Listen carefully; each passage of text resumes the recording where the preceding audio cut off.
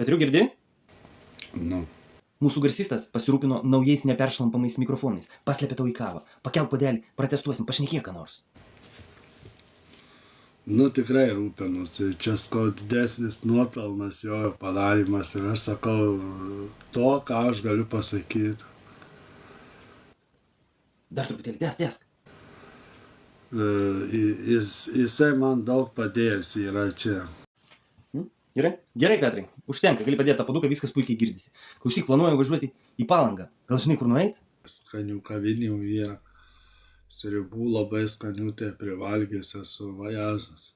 Nu, dėl kavinių tai vakare nueisiu, bet šiaip ar man tą su savimi, kad kabintų man mergas. Tai merginas parašykit, savaitę laiką pabendrausim, padraugausim. Miške, grynas oras, va, pakvepuot gerai. Tai gal pasiūlytum ką rimčiau? Bet tenis, žinok, yra labai puikiai kebabinės tenis pačiam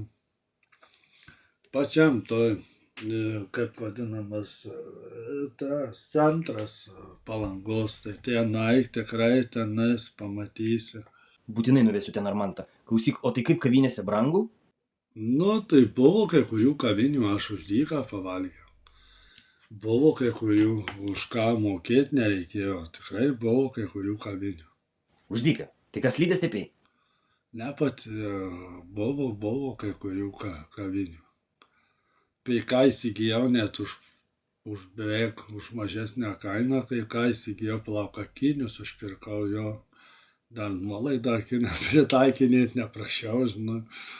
Akinius? Nu, reiks man irgi truputėlį ilgiau pavaikščiot, gal kėdus išsirinksiu. Aš tai beveik visas kavinės išvaikščiau, man tiek patikdavo.